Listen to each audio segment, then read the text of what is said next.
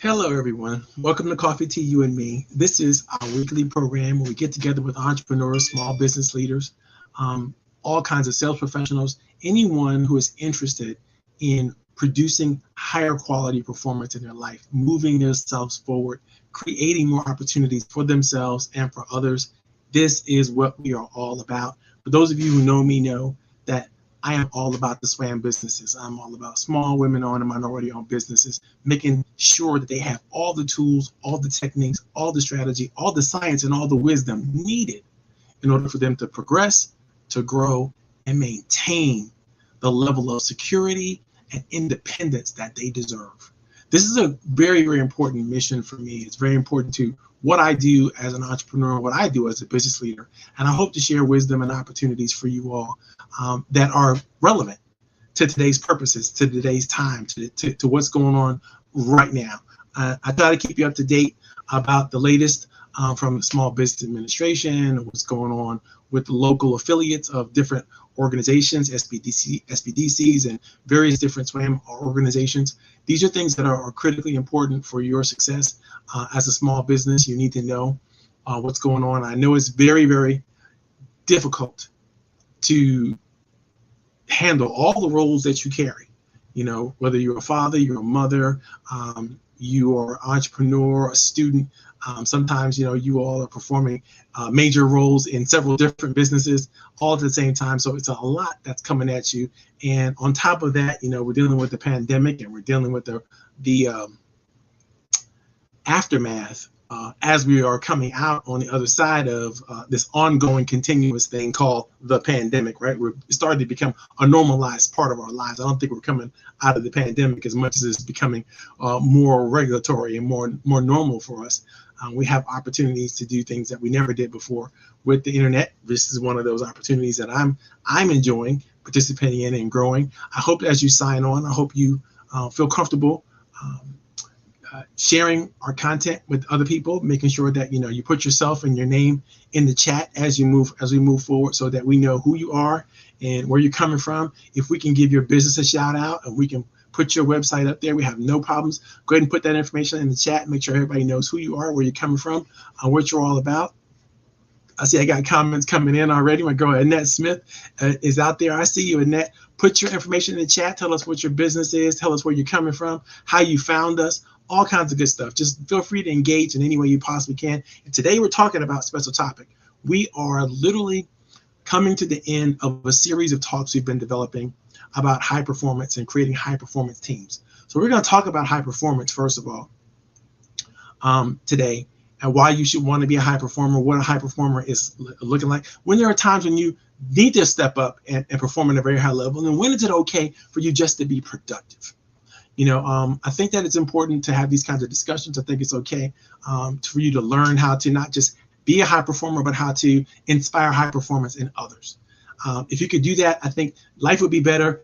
The world would be better. Things would be better for everybody. And it's very difficult to do because we have so many competing priorities for our time, for our resources, for our energies. And we have to make sure that we are strategic and focused and very, very discerning with how we do whatever levels of performance or productivity that we need to be in order for us to be successful and maintain a level of success in our lives and our business. So we're going to get into it today. We're going to wrap it up, the series that we're in today, answer any questions that anybody is going to have. I see my boy Bob is out there. Good to see you, Bob. Bob Churchwell is just an amazing individual. If you get a chance to connect with Bob, I highly suggest that you do.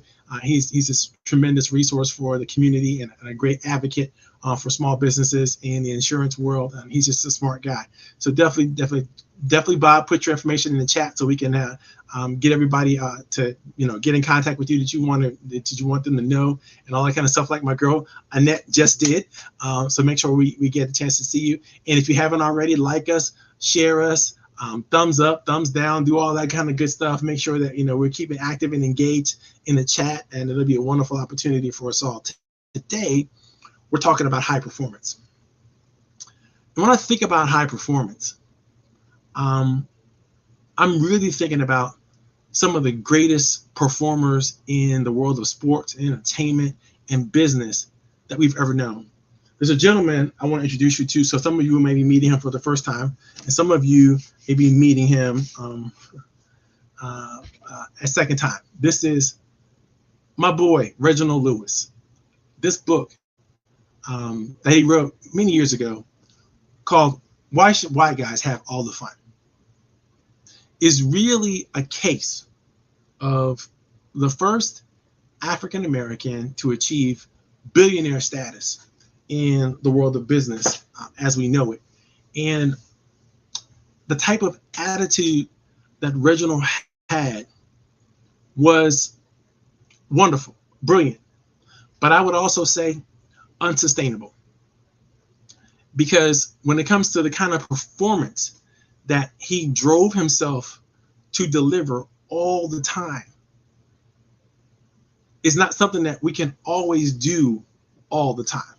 So this is the first thing I want you to understand about high performance. It's a momentary thing. It's not something that you can do over and over and over and over and over and over again forever. It is something that I believe is called for in certain times, in certain strategies, certain ways, with certain people. And if you can get there and stay there for a good amount of time, then you can be tremendously successful. Now, here's the deal. When you get to a level of high performance, there's a euphoria that appears everywhere that performance exists, right? No matter what it is that you're doing, no matter where it is you are, what will happen for you and with you when you reach a level of high performance, the people will honor you in a way that maybe you couldn't even predict.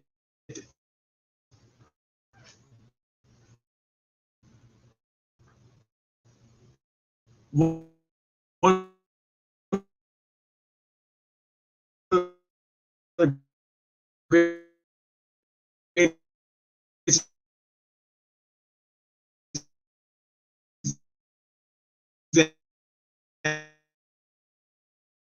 examples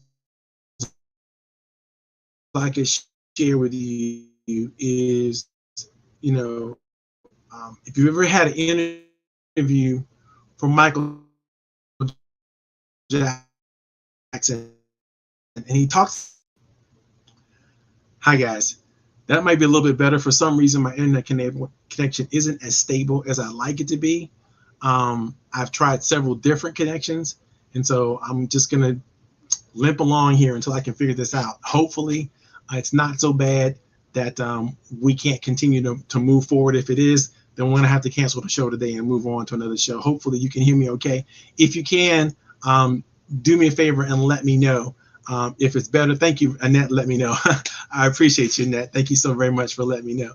So when we're talking about high performance, it's critically important that I can't underscore this enough, that it's not something that you can maintain and sustain forever. It's something that you want to do temporarily, but you need to know how to get there. You need to know how to get there, and you need to have a strategy that's going to get you there. When you get there, what you're going to receive is something like Michael Jackson received. He would say there's a difference in his life between being on stage and being off stage. When he was on stage, he was sort of in the zone. He sort of felt like he entered another world, another universe, another dimension, another point in time where the person that he was on stage, person that he was when he was performing, the person that he was when he was doing his thing, was a much different person than the person that was off stage. He felt like he could come alive on stage. He felt like he was more of himself when he was in that zone, in that moment, doing whatever he's done. I know many of you are out there, professionals out there, you've gotten into that zone where, you felt like time sort of stood still and nothing else really mattered except what you were doing right now. you were just into it, whatever it was, whether it was for yourself or for somebody else. I mean, if you're an introvert like me, you might enjoy writing or putting together some training or some kind of materials that you're going to share with somebody else. But for me, it's all about that time spent alone with my ideas and using that time to create new things and new strategies and new techniques that I can then share with others. That's a magic time for me, right? I enjoy it so much so that sometimes when I get in the zone, man, it can be 7 to 8 hours, and I just wake up and I look up and I haven't eaten and I haven't relaxed or I haven't rested, but I've been busy just writing and typing and coming up with different concepts and ideas and putting those things together, coming up with various illustrations. And those are things that I love to do. Now, that suits me well, unless there's a deadline that I need to get to. I need to have something that would disturb me from whatever the magic moment is for myself that's going to get me back to that thing. But I'm in a high performance mode, right? I'm creating. I am really enjoying what I'm doing. I know many of you have experienced that.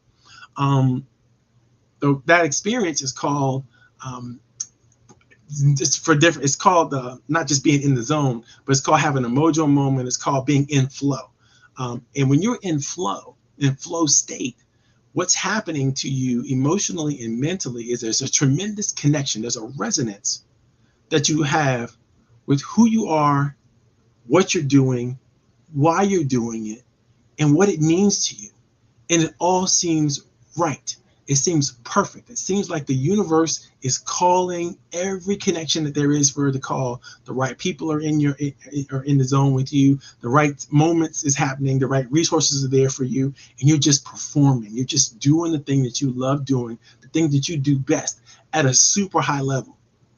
Now, when others witness this performance, what happens is whatever they thought previous to your performance about what's possible has just got elevated, because what they see now is a level of potential and possibility that they could not have witnessed had not you been there to perform the things in the way you were performing, no matter what it is that you're doing. And that level of performance has a way of elevating everybody else's consciousness into what's possible. It also stretches their performance. Michael Jordan, that's not just Michael Jordan, Magic Johnson and Larry Bird were bitter rivals and enemies for a long time in the National Basketball Association. In fact, they were bitter rivals and enemies in the NCAA, when they were college players. And when they elevated to the game and became the national game into the National Basketball Association, they continued to be bitter rivals. But later on, after it was all said and done, and Magic had retired from the game, and Bird had retired from the game, they really started to realize that one without the other couldn't have been as great. It's the level of performance. They were both high performers, super high performers in the game. But when they got a chance to play each other, especially when the performances were tight, when the score was close and they weren't sure, it was battling back and forth, then you got to see their game elevated. But you also got to see everyone around them on both of their teams also elevated their games. This is what a high performer does. This is what a high performance does on a high performing team. It raises the bar for everyone. It sets a new standard. It creates a new reality, a new possibility that people can see. Now, there's been in the basketball world player after player after player that has done exactly that. Before Magic Johnson and Larry Bird, and then after Magic Johnson and Larry Bird. Some of the big names that I'm not going to call right now, but just think about that. There are people who, in every sport, in every business, in every industry, in every theatrical world or entertainment venue, that have changed the game. They have elevated the game. This is what high performers do. So this is why I tell you earlier, you not want to be a high performer all the time, everywhere, because you can't elevate the game all the time, everywhere. You just can't. You're not going to be able to sustain that, because in order to do that at a sustainable level, that means you have to sacrifice everything else in your life in order to just do that one thing at a high level all the time, right? It requires a tremendous amount of time, a tremendous amount of effort, a tremendous amount of resource. Everything gets pulled into the performance, including your family and your friends and everything around you. So I want you to ask yourself the question, where do you need to truly bring your A game? Where do you need to perform at the highest level? Now, don't tell me you perform at the highest level for every client, because I know that ain't true, right? It's not possible, but think about it. I know you want to, but aren't there certain clients who, if you perform at a higher level for, it would make a huge difference in your business? Aren't there certain referral sources that if you perform at a higher level for them, it would make a huge difference in your business? How about other stakeholders in the business? How about investors? If you perform at a very high level for those people, what would it mean for your business? And guess what? Here's the thing about high performance. It is no different than the recipe for trust. It's no different. It falls into the laws of reciprocity and everything, all the other natural laws that we're going to talk about a little bit later on today. But think about it. If your opportunity is to perform at a high level and you choose not to, in a moment where you probably should have chosen something different, what are the costs of not really bringing your A game? I mean, you were productive, right? You showed up. You did the thing that you were supposed to do. You did the thing that maybe even you're paid to do.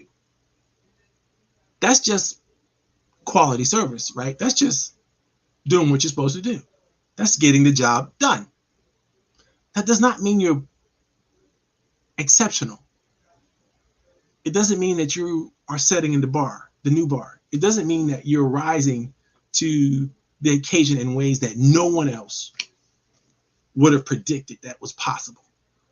Because that rare air of high performance is something that, again, not necessarily sustainable. Can't be done all the time. At some point, it's over. When it's over, it's over. You know, Usain Bolt led the track and field world in terms of speed in the 100-meter dash, I believe, for a long time, right? But at some point, it was over. Injury, age, time, whatever excuse you want to give it, the field caught up to you. Everybody else is running at the same level now that you could run at. And so you're no big deal anymore because everybody's done that. Everybody's doing what you used to be singularly available or singularly ready to do. People starting breaking your records. These are things that happen to everyone. You can't sustain a level of high performance and continue to raise the bar, and continue to raise the bar, and continue to raise the bar. You might be able to get back to a level where you broke a record, or you were really into a moment and you created something that nobody else had created before. You might be able to do it yourself again. But to do it consistently over and over and over and over and over and over regularly ad nauseum forever, it's impossible. It's going to come to an end. That's the thing about high performance. It's extremely valuable for the moment. It's exceptional and it's wonderful. People love it. How many times have you been in a situation where you've seen somebody do such a great job at what you are now doing that you were in awe of them? Just put it in the chat. Give me a big yes if you have been in a situation where you felt like somebody in your industry was truly in flow state. You caught them in their mojo moment and you were there to witness the whole thing and you were super impressed. Just write yes in the chat to let me know that you're with me.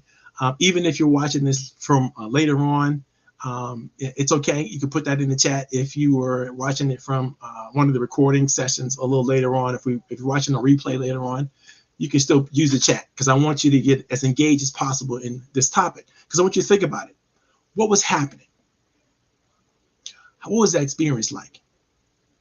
I'll tell you, one of the first times it happened for me is I was in a fraternity conference. I was about 23.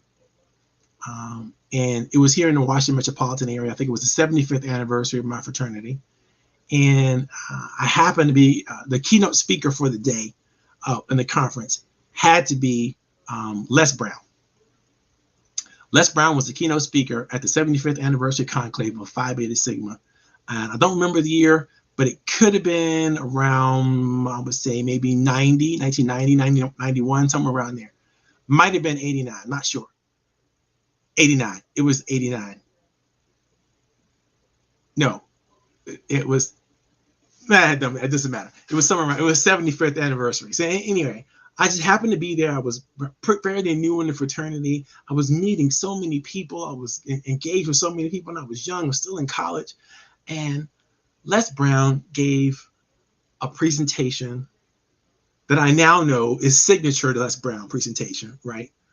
But for me, hearing it for the first time, experiencing it for the first time in my life, in my soon-to-be professional life, I was blown away. I was knocked over with the power of his ability to share information and to create a moment for, at that point, maybe a couple hundred people were in the room, in this grand ballroom. This is the hotel right off of Florida Avenue. I forget what was the name of that hotel. I think it was a Hilton. Can't remember. But anyhow, we were all there. Everybody's dressed to the nines and looking good. And I think it was a luncheon. And Les just blew us away. It just blew us away with such a wonderful presentation.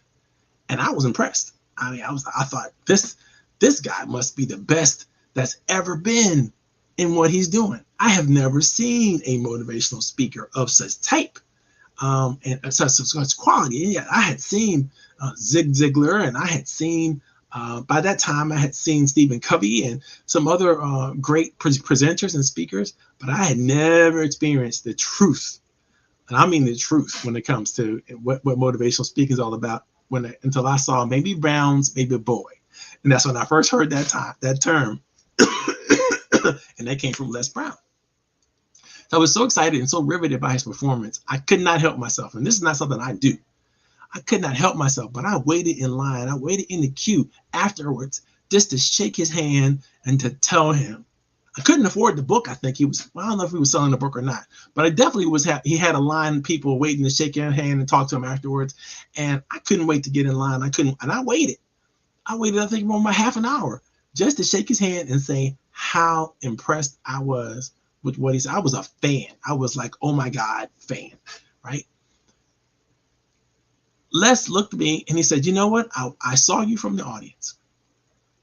And I could tell that, this was something that was moving you. And I can also tell from how you carry yourself that you're going to be a motivational speaker one day, young man. I thought, you must be nuts, Les. You got to be out of your mind. I am never going to do that. It's never going to be. I'm an architect. I was studying to be an architect. I'm going to be an architect. I am going to be an engineer, type. I'm going to be sitting around with my plans and my drawings, and I'm going to be, creating stuff for other people. I'm not going to be, out there talking and presenting and sharing information, and that's not going to be me. Look at what I'm doing right now. And yes, I resisted it. For more than 20 years, I resisted it. But, I will have to tell you, when you bump into high performance like that, it compels you. It pulls you forward. And you don't need to have that power all the time whenever you open up your mouth or whenever you show up in a room or wherever you are. But when it's time to turn it on, I think you got to know how. You got to know how. And so getting to a level of high performance is not the same as getting to a level of productivity. And here's why. Productivity can be planned with an excellent strategy. Leaders work on productivity all the time. They're looking to be more efficient and more effective. They're looking to make sure that, all the T's are crossed and all the I's are dotted, all the systems work together. Everything is in alignment and everything is working as smoothly and as clockwork as it's supposed to work, right on time. And there's proper maintenance, there's proper resourcing, there's proper everything. And so therefore it's efficient and it's streamlined and it works and the strategy is in, and boom, You can plan it. You can go, okay, now, if I could do X amount of widgets in X amount of days, then I can create X amount more widgets if I put more resources, these many more resources, so this much more resources or investment into this opportunity, I can create that much more, and the multiplier effect is going to take over because I'm going to have these kinds of efficiencies and put those. You could plan it all out. You could plan to be productive. Can you plan to be amazing? Can you plan to be exceptional? Or is that something that you are as a result of discipline and learning and being productive? You see, high performance, you can bump into it by accident. You can, because you can't plan it anyway. You can bump into it. But high performance, you don't bump into that. You plan it, you strategize it, you create it. That's something that you can discipline yourself to do. Anybody can discipline themselves to do, to perform, to do the thing that's supposed to be done, that everybody knows is supposed to be done. There's already a book about it. There's already all the rules are established. Everything's already done for you. So all you have to do is do it. It's funny. I learned this from really thinking about acting as my daughter was moving into her career. And she just graduated from Howard University with a degree in theater management. I was thinking about this as she was going through her maturing into her process. She had a class, an acting class. She had to take the class, and she was presented with this book. And the book was perplexing her, and I can see why it would. It was called The Actor Prepares by Stanislavski. And I read it and I was like, this is complicated, right? This is a whole complicated process, for just, getting up and showing up and being on stage and, learning a few lines and running the lines and trying to act as humanly as possible. But then I realized there's a process, there's a system, there's a strategy for good acting. And Stanislavski was one of the first to record that strategy, write it down, put it on paper, and then explain it in a way that people can understand and duplicate it. And so if you've been trained in the Stanislavski method of acting, it's called the method for many people right now. But if you're a method actor, then you understand what it means to get into character. You understand what it means to create the backstory for your character and to become the character, not to play the character, but to become the character. That's a very, very difficult thing to do. And I imagine as I was reading through Stanislavski's book myself, just to understand what this performance thing was, what was the difference between high performance and productivity and what was all about? I started realizing that, if you follow a system and a strategy and technique, you're gonna be productive. You're gonna do the thing. You're gonna do it really well. It's okay, whatever it is you're gonna do, you're gonna do it. Follow the rules. You'll do it. Not a problem. But now, if you want to be a high performer, you got to bring something special to the table. You got to go deep. That's got to be something that pulls from within. That's where creativity and innovation lies. You got to be willing to challenge. Once you know the rules, you got to be willing to challenge the rules. Sometimes even break them, bend them, make them, use them to your will. Venus and Serena, another great opportunity to talk about the established aesthetic, the established traditions, the established way of doing certain things from a position of what women's tennis was. They wrecked shop and broke the rules and then created a new standard.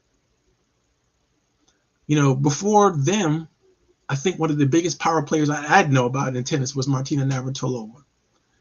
And before her, maybe Billie Jean King was playing at a level that sometimes she couldn't even find competition amongst women. She had to really find competition from men. But then Martina Navratilova came in, and she was the dominant power player in tennis. And I mean, she hit hard, right? Not hard for a woman. She just hit hard, period. When Venus and Serena came in, it was, they're just shooting bullets, across the net, all the time. And they're performing athletically at a level that, others had never dreamed was even possible. They were getting to shots and getting to balls and then bringing it back in a way that no one even thought. I mean, Richard talks about it in the movie that's about their father, Richard Williams, and it's about their father in the early part of their relationship with tennis. And he talked about an open stance. Now, I teach racket sports myself. I teach racquetball. And the difference between an open stance and a closed stance, it allows you to respond quickly laterally so you can move back and forth, but it also allows you're going to lose some power and control unless you perfect it. And that's what the Williams girl were able to do. They were able to perfect their lateral movement and their open stance so well that they can move side to side, up and down, back and forth with ease without having to switch their whole shift their whole body position around in order to get to the ball, move to the next position. This was important. This is an important thing to be able to do from both the forehand and the backhand. That's all technical stuff that you don't have to get into, but just trust me, understand.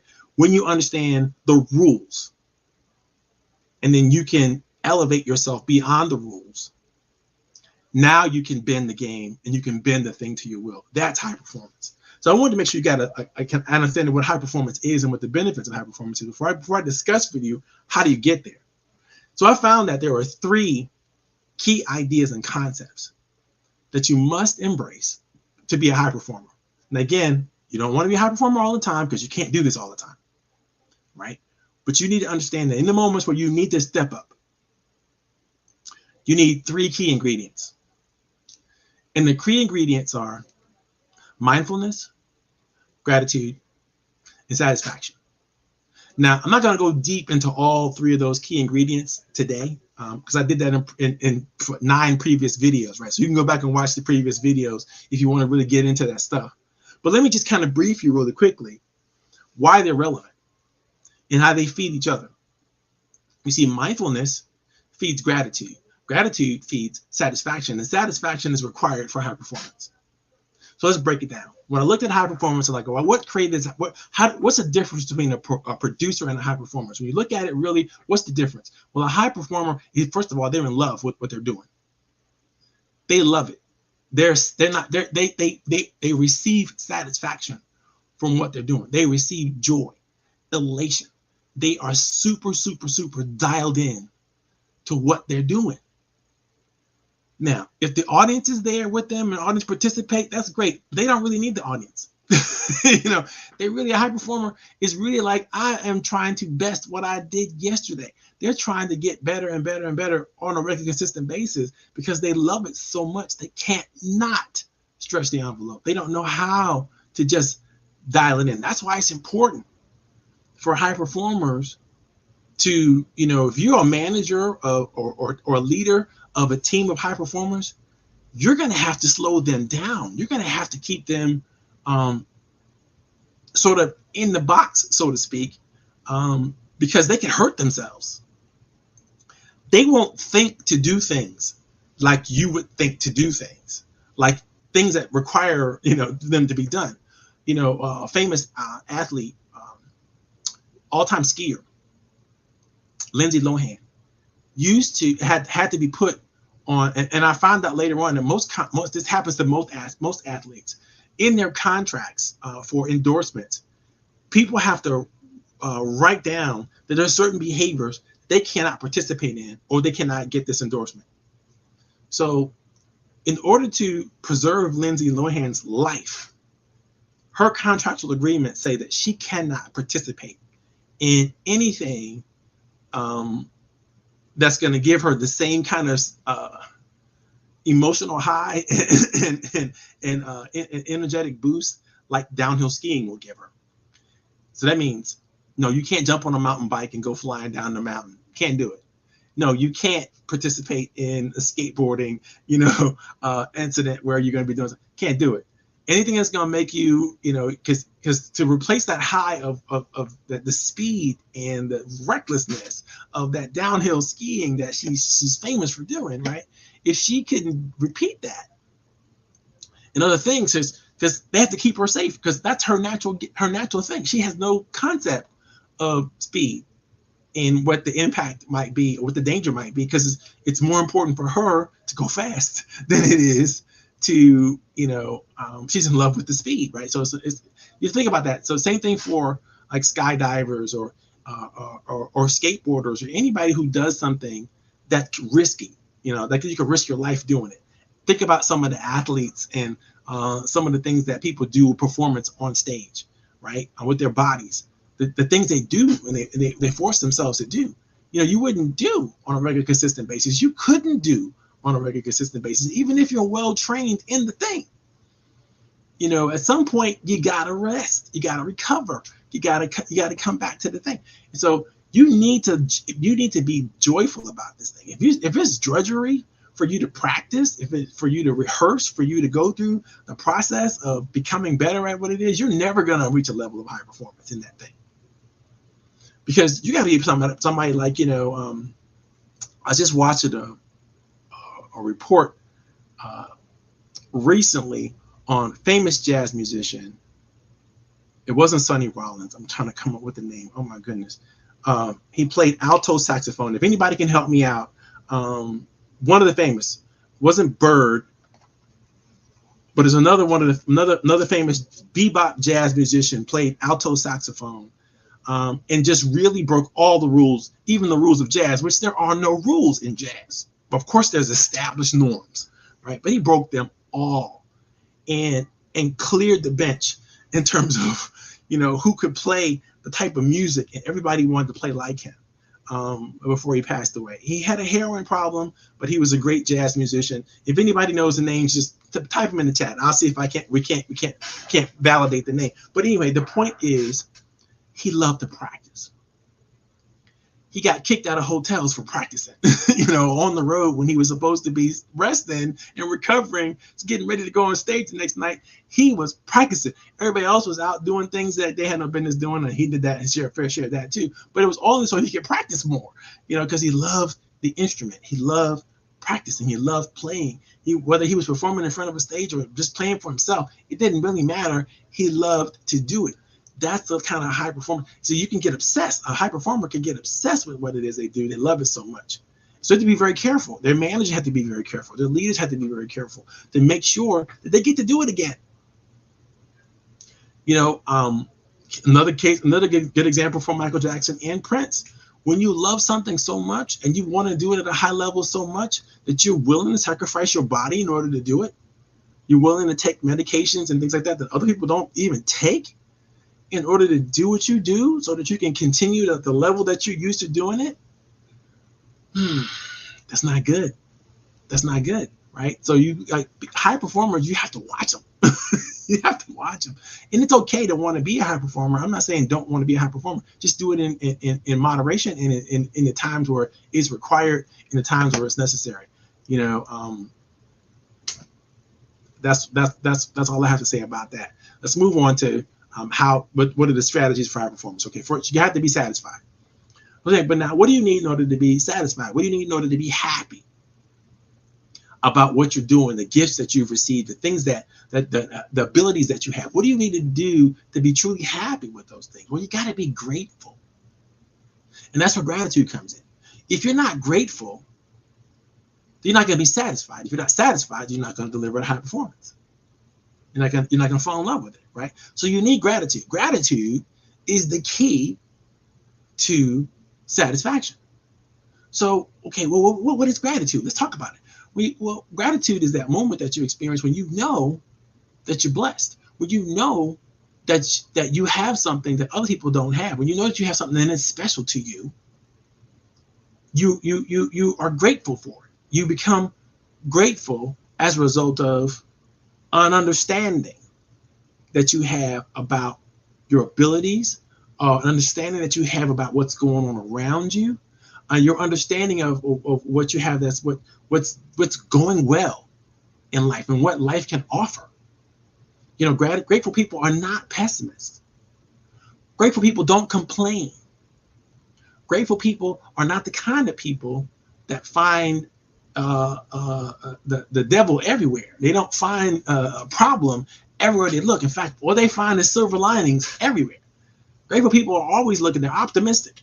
They're always looking for the bright side of life, right? They're always, as Monty Python would say, they're always looking for the bright side of life. And so if you have a grateful nature or the attitude of gratitude, then you're going to be the kind of person that attracts everything positive around you, because you keep seeing all this positive thing. You see the greatness in other people, and you may even share it with them, right? You may even tell them, oh my God, I love that thing that you're doing, or that thing that you're wearing, or that thing that you just said, or the way you just said what you just said was so empowering. It was so special to me. I just want you to say it again, or I could be there in that moment with you forever because I'm so grateful for it. Right? Gratitude. When I met Les, I did not want any. I didn't want to do anything. I don't think I ate my lunch that day because I was so grateful for what he was saying. I was so tuned in, dialed in, synced up, whatever you want to call it, in alignment, right, with what Les was bringing to the table, that I felt this is wonderful. And I could see I was grateful for the moment. That's why I couldn't help myself. I had to get up. I had to say something. Again, that's not normally me. Normally I'm the first person out of the room after a meeting of any type, because I'm like, oh, it's too much people energy going on. It's too much. Again, my introvert gets dialed up and I'm like, ooh, I feel restricted and I got to leave because too many people, too much activity, too much going on. I can do it for a minute, then I got to go. I got to go recover. I can come back at it, then I got to go. But I can't just stay in the limelight or stay in a group of people and just hang out with there. It gets to be too much for me, right? So think about it. You can't be satisfied until you are grateful.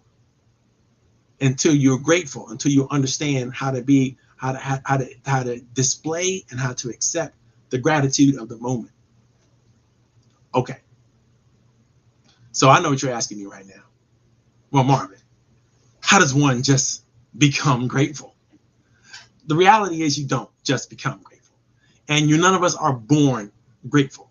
It's something that we come through an awareness of how we've been blessed, an awareness of what's going on that's working well, an awareness that what's good in our lives. Now, I know a lot of us are like, well, haven't had a lot of good things happen in your life.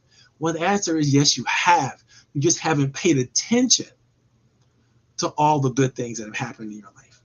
And so in order for you to become grateful, what do you got to have? Mindfulness. You have to be aware of truly what's happening in you, what's happening outside of you, what's happening around you, what's happening in the moment right now that you are grateful for, not should be grateful for, because should be is a judgmental thing, right? What's great, what you should be grateful for has to do with you, not me. So I have no way of saying to you what you should be grateful for. But I can tell you that what happens for all of us every day that we're alive is we wake up. To me, for Marvin, and I can only speak for Marvin, that's a blessing. To be able to wake up and breathe and be in my right mind and then put my feet on the floor and get out of bed, brush my teeth, say thank you, God, for the ability just to be here one more day. All of that, I am tremendously grateful for. I'm tremendously grateful for the pajamas that I get to take off and the clothes that I get to put on. And I'm tremendously grateful for, my favorite toothpaste and my favorite toothbrush and the style of which I brush my teeth. I'm grateful for that because somebody taught me how to do it, and I can preserve my smile. I can preserve my teeth, and I know they're going to be here for me for a long time because I'm doing the right things and I'm taking care of it. I'm grateful for the ability to even know, to have the knowledge of how to do that. I'm grateful for everything and every moment of every day. I try to make sure I'm checking it out. I'm checking out my environment. I'm thinking about the things that are working really, really well all the time. I'm always dialed into goodness.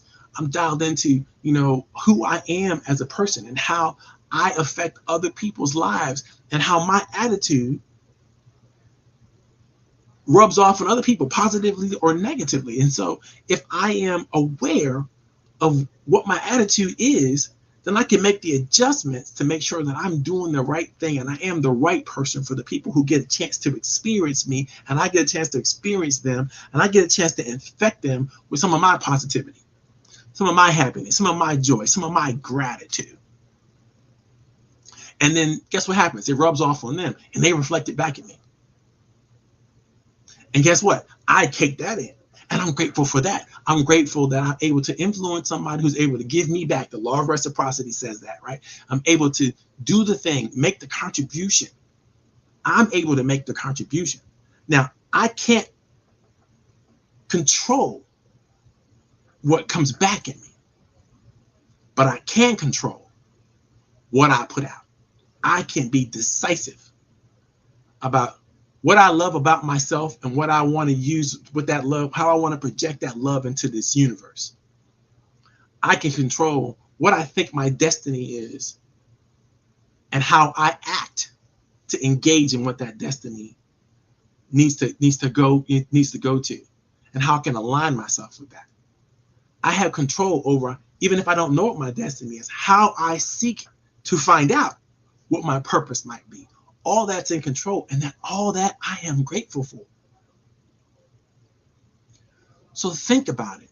What is it that you're grateful for that you can contribute, that you can control, that's uniquely yours? Because when you can find those moments of gratitude and you're aware enough, mindful enough, right, to find and experience it, you can stay in that positive experience all day, every day. In everything you do, in every person that you meet, in everything that you execute, you will bring an energy to it. You will bring something special to it that's uniquely you, that only you can bring, by the way, because it's your moment. And there's the billions of people on this planet all experience this same thing. And again, I don't know about you, I'm grateful for those moments. And those moments way overshadow any negative thing that can happen. I've lost loved ones and not lost my joy for more than a moment, right? I have experienced setbacks and failures, like everyone has experienced setbacks and failures. But I've been able to recover faster than most would recover from the same setbacks and failures. Why? Because I have enjoyed the discipline of mindfulness for years. Now, there's a trick to this. I know some of you all just heard about this mindfulness thing, right? Could have been, go look it up if you haven't heard. If this is the first time you're hearing about it, go Google it. But for some of us, we've been working on it for the last 10, 15 years, right? Because it was a new term like 15 years ago, mindfulness. Everybody was like thinking about mindfulness. What is it? Guess what it was before it was mindfulness? It was meditation. Oops. Guess what it was before it was meditation? It was prayer. Anything you're doing that connects you, that grounds you to the moment that you're in and helps you accept that there are things that are out there that are greater than you. And you are mindfully aware of those things. That energy, you call it God, you call it Allah, you can call it whatever you want to call it, right? But if you're mindful about connecting to that energy, for me, it's the love and care of Jesus Christ. So for those of you who are wondering, right? Yeah. But if you're mindfully connected to that energy, whatever the energy is that you're connected to, and I'm not judging anybody on whatever connections they have, please don't judge me. I promise you that that level of awareness, that level of mindfulness will lead you to gratitude. And that level of gratitude that you get to will lead you to satisfaction. And that level of satisfaction will be all you need to boost your productivity into high performance. Let me say it again. If you want to be a high performer, if you know the surrounding area, something about the moment that you're in says that you have to perform well, you can't do it unless you're satisfied. You can't be satisfied unless you're grateful. You can't be grateful without being aware, meaning you got to be mindful of what to be grateful for and in. But once you get all this done, this is a system that you can recreate and create and all. You just keep asking yourself the questions. What am I mindful of right now? Look around you. You've experienced this. Like, these are things that are going on. These are things that are beautiful. Look at that. Look at how wonderful the colors are on that book over there. Look at how wonderful. Look at how the sounds are coming in from that piece of music over there. Look at how great that person I love, my family member, or my wife, my spouse, or whatever. Look at how wonderful she is to me. I can't believe I'm so blessed to be able to have her in my life. Just look around. Just think about what's going well in every moment that you're in. You can't capture it all. You can't get it. It's so much. You probably can't even give it all attention. This is a moment where I promise you, I wish that I had what my daughter has, which is ADD, right? I wish I was divergent in my attention and had to get, because I can't pay attention to all the stuff that's going on. So much going on. So much good stuff is going on. I can't even focus on it. But people who are divergent in their thinking can take it all in. Sometimes it's too much and they got to run out of juice, and that's a whole different story. But understand that, the ability to take it all in, the ability to see it means you can sort through it all. You could go, okay, this is bad, I don't like this, but I do like this. And you can focus more on the things you like than the things that you don't like. And guess what happens? Again, it's this choice. Now you become mindful. And you're in the moment that you're in. You're not in the past, you're not in the future, you're in the present, today, right now. You're in that moment. And you can milk that moment. Try to hold on to it for as much as you possibly can, because it's fleeting. It's going to go bye-bye. But that's okay. The next moment is coming. And a new opportunity to experience some whole brand new stuff all over again. It's out there. My Gemini nature loves that, right? So think about it. What is it that you experience? How do you become more mindful? And then once you realize how you become more mindful, and you start to manufacture gratitude, you start to manufacture optimism and happiness on a regular, consistent basis, then you're going to get to a level where you're going to go, oh, wow, look at this. Everything is wonderful. Everything is beautiful. I love everybody. I love everything. Now, all of a sudden, you are a carrier of love, kindness, joy, happiness. You can infect others when you're a carrier. Some of you are carrying COVID, right? I ain't carrying COVID, but I'm carrying love, and I'm carrying satisfaction, and I'm carrying joy. I love to infect you with it. So that when you get to be satisfied, and when you get to love what you're doing, so much so that you can recognize it and you can dial it in anytime you want to, you're going to perform at an exceptionally high level, and you're going to be able to do it when you want to do it, when you need to do it. Not all the time. It's too much commitment, right? But I want to warn you, keep warning you about that, because everybody there, you got to be a high performer all the time, everywhere, all the time. No, anybody that asks you to do that is asking you to worship them or their idea or their concept or whatever their idea is. And you cannot do that. You cannot give yourself completely to any one thing for a sustainable amount of time without sacrificing the other things that are very, very important to your life. I can't stress that enough. Anyway, we're getting to the end. If anybody has any thoughts, any comments they want to share, I'm all in. I'm willing. I want to hear you. I want to hear from you. Oh, my girl Marcia comes in with this one. Thank you. I am grateful for this webinar. Thank you for showing up, and thank you for coming. I'm grateful for the opportunity to even share some of these ideas with you all. If you love what we're talking about today, do me a favor. Go back and check out the beginning of the series. You can look at it on YouTube, on Facebook, on LinkedIn. You can find the series that we've done over the last few weeks. And I'm sitting right here in the same chair, in the same room, doing the same thing with the same old broken, busted computer. But I'm going to fix that. I'm going to fix that. If you like what we're doing and you want to find out more, join me on LinkedIn. You'll find out all the stuff that I'm up to. I don't have any secrets. I don't have anything that I'm trying to share. I'm not trying to do anything that's going to get in your pocket or anything like that. I'm trying to give away as much as possible. If you have any questions about anything in a future webinar or something like that you want me to talk about, I'll be more than happy to entertain the thought. Put that information in the chat. Connect with me. Engage with me. Talk to me. I'm trying to be open for people. Specifically at this time, I put aside 2 hours, I think every Friday for my community service. This is a part of my community service, and I serve the small business community in this way. So if you got a business that you want to shout out and you want to let people know about, definitely put it out there. Let me know. This is my girl, Annette. For the last time, I want to make sure I put this up there for you. She is a wonderfully talented professional when it comes to understanding what I just shared with you today about gratitude and how you use gratitude to move your life forward. She's a great personal story. She's got great programs and great products and services. Definitely hit her up when you get a chance. That's her information that's right there in front of you. I'm thankful for having her to come through the show. Thank you for having her in my life. She's a wonderful person. I love you, Annette. Thank you so very much. So many people follow this show from all over the world. So many people talk to us and they share with us some of their great, wonderful stories. And I'd love to have you. If you want to be a guest on my studio audience, hit me up. My number's scrolling across the screen right there. If you think you might be ready to step up to be one of my guest coaches, Churchwell, I'm calling on you because I know you have a lot to share with people, and I've heard you speak and present before, and I think this guy is a class act. I need to get him in front of some more people.